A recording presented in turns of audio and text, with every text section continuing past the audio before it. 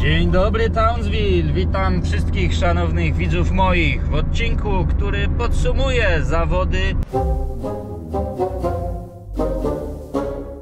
No takie zawody po przerwie 3-tygodniowej. Byłem przez kontuzję wycięty przez niemal 3 tygodnie. No 2,5, mniej więcej tyle nie trenowałem. No i zaraz praktycznie po tej przerwie zawody, w których, uwaga, udało mi się w końcu skoczyć powyżej 100 metrów, a więc to mnie bardzo cieszy. 103 metry!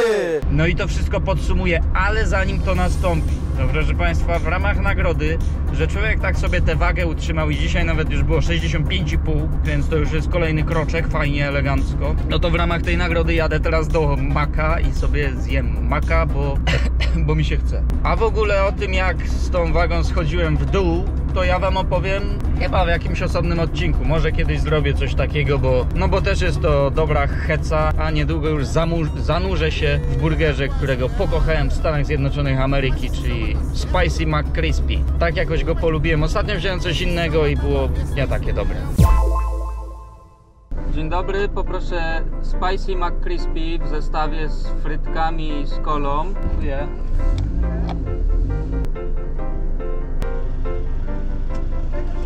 Dziękuję bardzo. Do widzenia.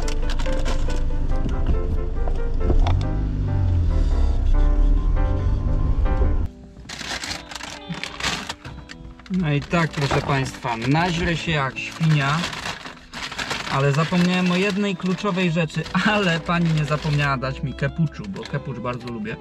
Na początek dwie frytki. No i proszę Państwa, McDonald's, podziwiam tę instytucję, tę firmę, firmę, z uwagi na to, że taki smak jak oni mają, to nikt inny nie ma. No, zapomniałem, że w sumie jak zamawiam w środku, to mogę sobie dodatki dać, pomidorki i tak dalej, ale przejdzie, mam jeszcze cheeseburgera, to jest bardzo dużo. Wychodzę z założenia, że trzeba się najeść raz na jakiś czas, a potem sobie zamknąć lodówkę na kłódkę, dać komuś klucz i powiedzieć, żeby ci oddał kiedyś tam. No. Jest spicy i crispy też jest, czyli takie jak ma być, zgodne z nazwą. Poje człowiek i poopowiada o zawodach. No i człowiek się najadł, proszę Państwa, no to już może przystąpić do mówienia. Może stanie się to jakąś tradycją, że najpierw będę jadł, a potem będę mówił, żebym siły miał, ażeby mówić do Was właśnie. No i proszę Państwa, dzień pierwszy zawodów. Sobota i w sobotę była seria próbna i na szczęście te zawody były dopiero o 10. Próbna się wtedy zaczynała, albowiem ja wcześniej miałem ważne sprawy do załatwienia. Wykształcenie wyższe zdobywałem w Bielsku-Białej, no i musiałem dojechać później do Szczyrku, no i na szczęście zdążyłem na pierwszą serię. W próbnej nie skakałem, nie wiem nawet jak skakali inni, po prostu przyjechałem, rozgrzałem się i pojechałem do góry z numerem startowym 50 którymś. 59 miałem numer startowy i był to w porządku numer, jak każdy inny numer. Tylko na początku dnia pierwszego lepsi zawodnicy mieli pierwsze numery. Taki Marcin Wróbel, tacy Kazachowie, którzy przyjechali, to są przecież bardzo dobrzy zawodnicy. No i ze wspomnianych taki Daniel Wasiliew skakał z przodu i skoczył daleko. Inni Kazachowie też skakali z przodu, pierwszy dzień w ich wykonaniu był nieco gorszy, ale to była w ogóle pierwsza kadra kazachskich skoków narciarskich, więc no poziom Pucharu Świata. No i Marcin Wróbel tym niesamowitym, dalekim skokiem, jeśli to oglądasz Marcin, serdecznie gratuluję. Bardzo dobry skok, piękny skok, piękna próba. No ale tam był też, proszę Państwa, Łukasz Łukaszczyk, też fantastycznie, tylko pół metra krócej. No i Klemens Staszel, ależ forma, ależ skok, no i to wymieniłem, proszę Państwa, tych zawodników, no bo pierwszy dzień tak pokrótce powiem o innych. No a jeśli o moje skoki chodzi, no to tak na szybkiego przyjechałem i skoczyłem i było okej, no tak jak w tych treningach skoczyłem, tak myślę podobnie, może troszkę lepiej nawet. Jest to dobra próba. Pierwszy skok, który oddałem, był taki okej, ale zabrakło takiego dopchania. Tak, żeby noga, która pcha do progu, żeby ona to tak dokończyła to odbicie. Żeby to nie szło tak płasko, jak mi to trener pięknie określił. I w pierwszej próbie skoczyłem 92 metry. Odległość taka, można powiedzieć, do ataku, przeciętna, no ale okej, w porządku, no to co mniej więcej skakałem na tym treningu przed zawodami, to było chyba mniej więcej to. No i drugi skok, niecałe 90 metrów. Byłem, nie ukrywam, nieco zawiedziony i nie wiedziałem, co się tak wydarzyło do końca, bo ten skok nie był jakiś zły i w zasadzie ja czułem, że był lepszy. Trener mi powiedział, że był lepszy, a metrów nie ma, proszę Państwa, no i to jest takie troszkę przykre. A warunki pierwszego dnia przy tych nowych kombinezonach, to trzeba powiedzieć, że to można się tłumaczyć i tak dalej, ale przy tych kombinezonach warunki mają ogromny wpływ na odległości i tylko troszeczkę się zmieni i to jest jeszcze większa różnica niż była wcześniej, bo ja pamiętam, że jak oddawałem próby przed zawodami w Zakopanem w tym kombinezonie, to cały czas mówię, no nie czuję tego czegoś dobrego, żeby mnie cokolwiek łapało. I w momencie, kiedy tylko przyszedł delikatny wiaterek pod narty, to ja natychmiast poczułem te narty, jak one podchodzą i w zasadzie to powietrze czułem tylko na nartach, nie czułem ich na kombinezonie. To jest taka duża różnica w stosunku do tego, co było wcześniej. No i może tego warunku właśnie zabrakło w tej drugiej serii, ale mimo wszystko pełen optymizmu spoglądałem na dzień kolejny rywalizacji.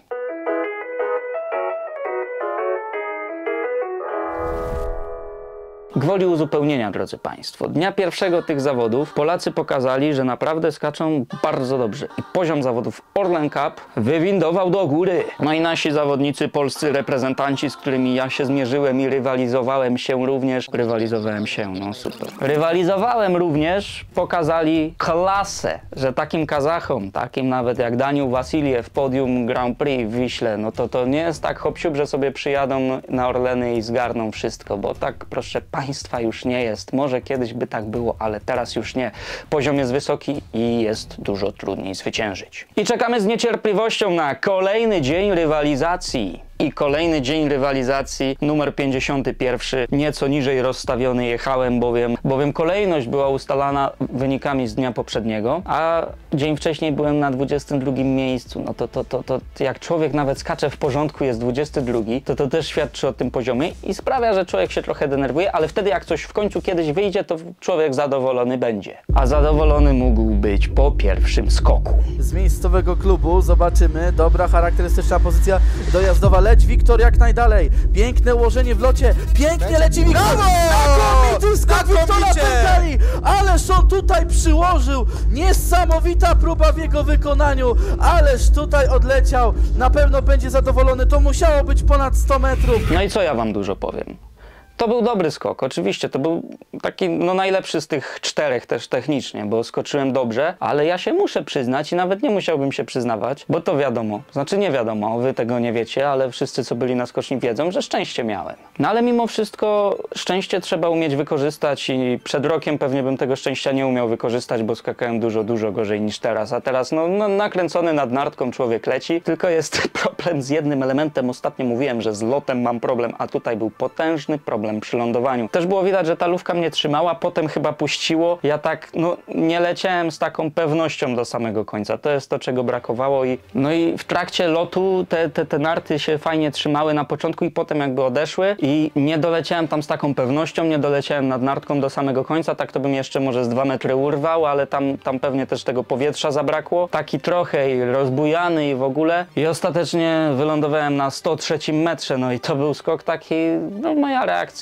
nie była jakoś szczególnym wyrazem zadowolenia, ale w głębi duszy się cieszyłem, tylko analizowałem sobie w głowie to, co się wydarzyło, jak duży wpływ na to miał wiatr i tak dalej i wniosek był prosty. Wiatr pomógł, ale skok był dobry i takich skoków trzeba się trzymać i tak trzeba patrzeć w przyszłość. Ale człowiek to jednak jak tak nie skakał parę lat, tak, że dalej, no to tak ma troszkę w głowie, prawda, że nie ma tej pewności po prostu. Ale ta pewność właśnie rodzi się po takich skokach i takie coś sprawia, że teraz będę chciał jak najszybciej do tego wrócić, taką koncentrację w sobie, prawda, wyrobić i tak dalej, ale też myślałem, że może belka potem będzie obniżona, że inni lepsi ode mnie z dnia wcześniejszego. Jak zaczną takie lufy łapać, to zaczną odlatywać. Czy to chyba, nie wiem nawet, czy to była potężna lufa, nie czułem, żeby to była jakaś totalnie potężna. No to był wiatr pod narty po prostu, fajny. Fajny wiatr pod narty, ale to nie był zaś huragan. No, ale tak widziałem, że tam dalej sobie skaczą. Muminow skoczył 105 metrów, wylądował chyba podobnie do mnie. No Daniil Wasiliew też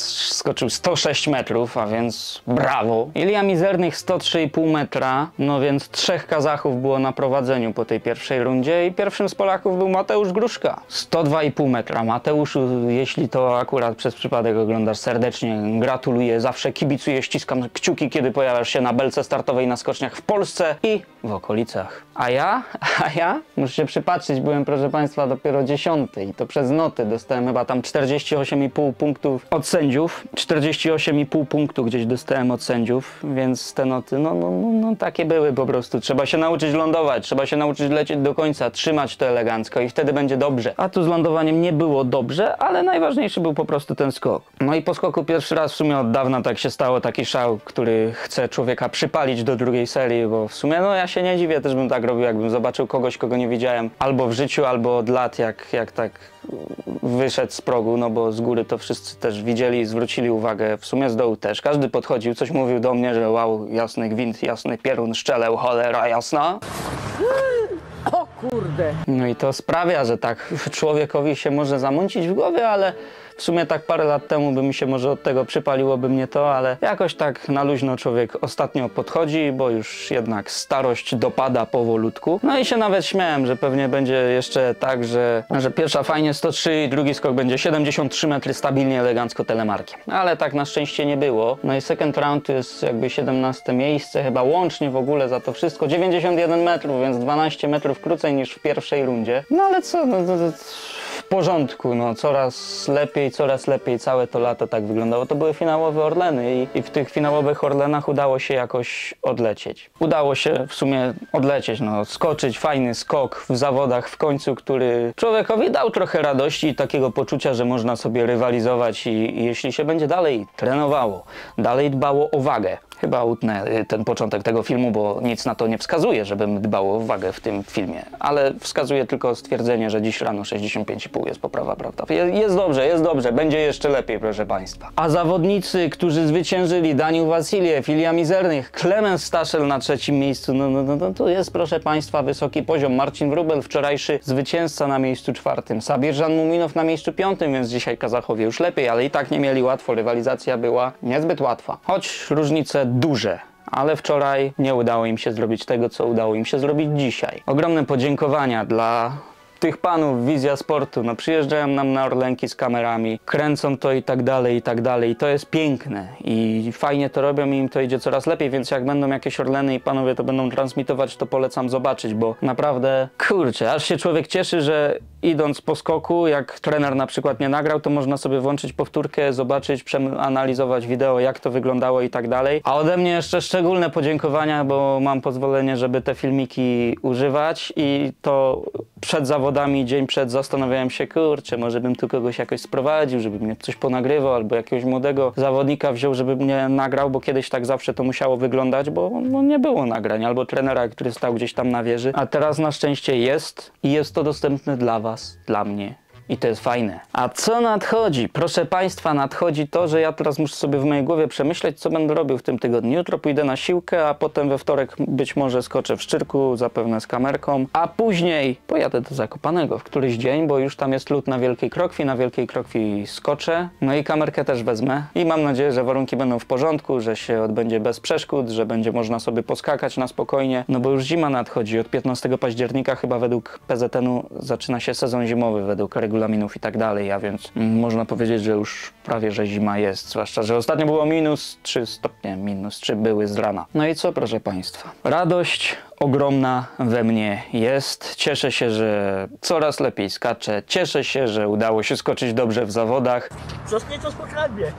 Ja się nie chwalę, ja mam talent. troszkę smutno mi, że tak niskie miejsce w zawodach zająłem, ale z drugiej strony druga część mnie cieszy się, że jest tak wysoki poziom tych Orlenów, że trzeba się naprawdę postarać, bo kiedy już na przykład wejdziesz na to podium, mam nadzieję, że do tego dojdzie, no to wtedy wiesz, że jest pan dobry, a jak na to gdzieś jesteś w drugiej dziesiątce, to mówisz, no przy dobrych skokach to myślisz, no fajnie, ale no czegoś tu jednak brakuje troszeczkę, ale taki weekend daje takie poczucie, że dobrze człowiek robi. No jest wszystko w porządku, jest dobrze, dobrze robią, dobrze, wszystko jest w porządku. Że idzie to we właściwym kierunku. I polskie skoki narciarskie idą we właściwym kierunku, skoro jest taki poziom. To też jest pozytywna informacja. A ja, proszę Państwa, nadzwyczaj cieszę się z powrotu na serwis YouTube. Dla Was tworzyć będę wciąż. Mam ochotę, mam motywację, mam czas i mam nadzieję, że tak pozostanie w najbliższym czasie. No i cóż, nie mogę się doczekać, co przyszłość przyniesie, oby przyniosła same pozytywne dni, same pozytywne chwile, nie tylko dla mnie, ale i dla Was, moi drodzy widzowie, czego Wam życzę na koniec tego filmu. Serdeczne pozdrowienia. Cześć. Nie wyszedł ten skok.